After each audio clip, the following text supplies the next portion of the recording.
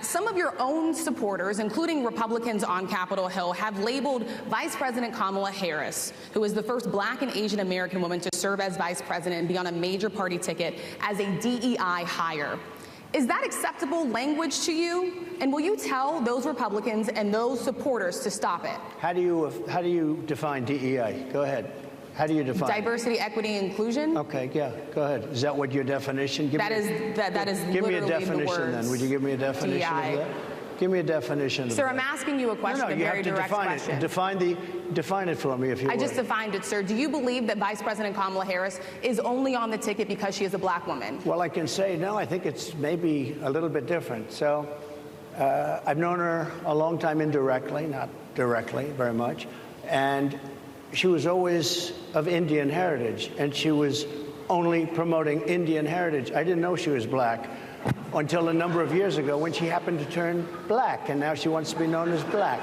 So I don't know, is she Indian or is she Black? She is always identified as a Black woman. She went to a historically Black college. I respect either one, but she obviously doesn't. That was Donald Trump going on just a disgusting, attacking rant, a racist rant against Kamala Harris at the National Association of Black Journalists Conference in Chicago. Just absolutely disgusting, clearly not understanding that people can be biracial, saying that Kamala Harris became Black. I really don't even know what he was trying to say there. He was just making a racist and frankly disgusting attack, and he continued to make those disgusting attacks during this entire interview, and we are going to watch more of it because we need to point out and show how gross of a person Donald Trump is. This should not even be a race. He should not even be a candidate, and this interview really shows it. When he was pushed by a reporter, when he was confronted and asked a question, he just went on this horrible rant attacking her, and we're going to check it out. Mr. President, we so appreciate you giving us an hour of your time. I want to start by addressing the elephant in the room, sir. A lot of people did not think it was appropriate for you to be here today. You have pushed false claims about some of your rivals, from Nikki Haley to former President Barack Obama, saying that they were not born in the United States, which is not true. You have told 4 congresswomen of color who were American citizens to go back to where they came from. You have used words like animal and rabid to describe Black district attorneys. You've attacked Black journalists, calling them a loser, saying the questions that they ask are, quote, stupid and racist. You've had dinner with a white supremacist at your Mar-a-Lago resort. So my question, sir, now that you are asking Black supporters to vote for you, why should Black voters trust you after you have used language like that? Well, first of all, I don't think I've ever been asked a question in such a horrible manner. First question. You don't even say, hello, how are you? Are you with ABC? Because I think they're a fake news network, a terrible network. And I think it's disgraceful that I came here in good spirit.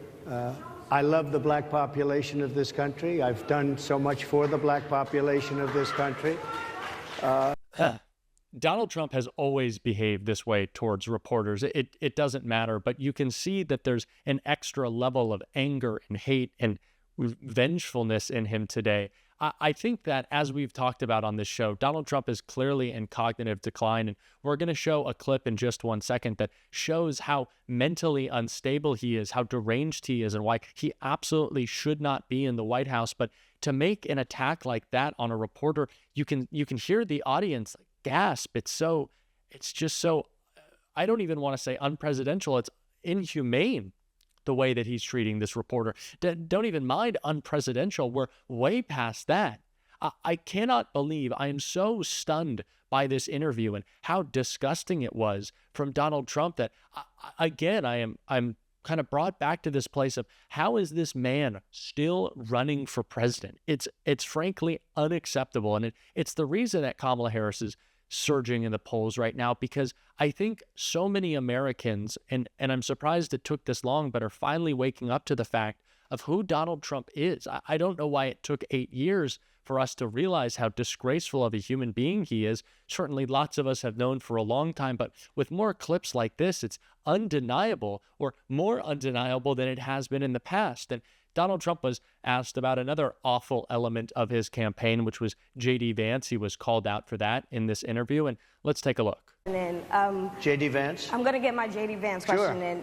To your point and to Rachel's point, he, has a lot of opinions about childless women like myself or divorced people like yourself. Do you think, well, my point is here. But it was said in a friendly manner. My point is,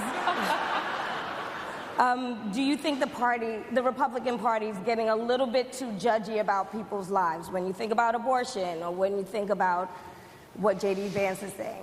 I don't think, look, I think that the Democrat Party is really the one that has the problem. I think they're radical on abortion because they're allowing abortion in the 9th month.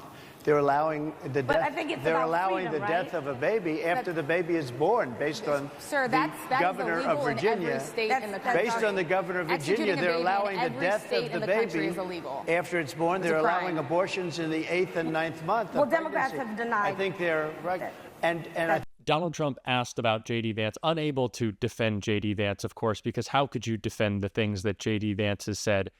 Some of the journalists in that panel obviously said that she was a woman without children. And again, we should not be critiquing people's lifestyles. And that is, of course, what the entirety of the Republican Party is about. And Donald Trump's campaign is attacking and grievance and revenge. But Donald Trump, of course, with no answer to all of the terrible things that J.D. Vance has said. And it's funny that clip, Donald Trump being called out for how terrible his running mate is, the horrible things that he said, is not even close to the worst thing that happened in this interview, the worst thing that Donald Trump said in this interview. And I want to show another clip. I talked about Donald Trump's dementing brain and how unhinged he is. And this clip just really shows that. I didn't notice ABC doing any publicity on it, George.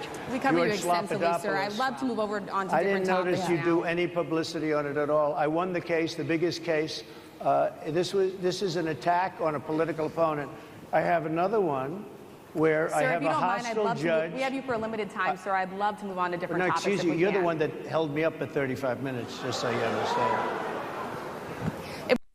Trump going in all of these different directions, pretty much spewing out his grievance all at once, talking about, I won this case and the media wouldn't cover this, and attacking George Stephanopoulos, who I don't even think was there. I don't think this panel was hosted by any major media outlet, certainly not ABC. It was the National Association of Black Journalists Conference, and it was in Chicago. And so I don't think that this was being put on by a specific media organization, but it just shows what is constantly going through Donald Trump's mind. It is just grievance and anger. And clearly in this interview, racism spewing out of him just in the most disgraceful way. It makes me uncomfortable to even watch it and hear it, but it presents such a clear contrast. We saw just the other day, Kamala Harris's rally in Atlanta, the enthusiasm and excitement that was behind her, a race about positivity and forward-looking policy to improve the lives of the American people. And Donald Trump is all caught up in the past, wanting revenge, wanting to attack his political opponents. And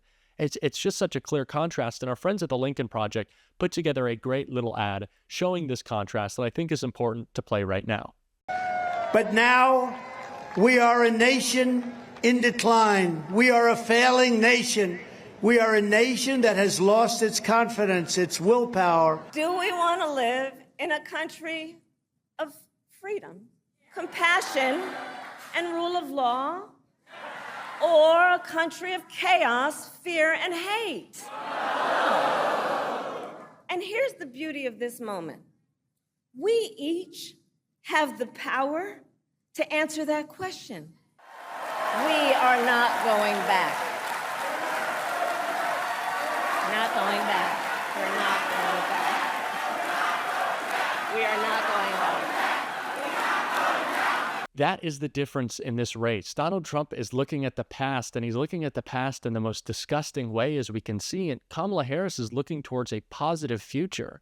But how could any sane person watch these clips of Donald Trump, see the racist remarks that he made about Kamala Harris? We know he is always so angry and vengeful towards his political opponents, but for somehow this is a new low for Donald Trump. I didn't know that we could find new lows for Donald Trump, but this seems to be one of them. It's frankly just making me uncomfortable to have to watch it and think about it and talk about it. And the fact that this person is one of the two nominees for president.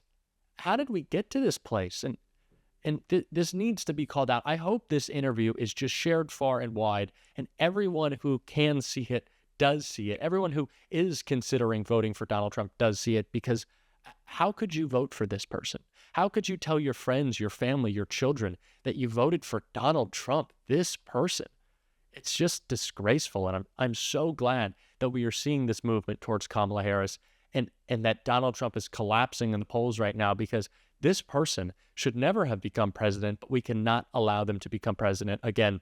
And if you agree with that and you want to be a part of this channel, this movement, calling out Donald Trump and pushing back against him, make sure that you hit that subscribe button. Join what we are doing here. And if you liked the commentary on this video, I didn't even like the video in this video seeing Donald Trump, but if you like what we're doing here, make sure to leave a like on this video. It really goes a long way, and I would really, really appreciate it.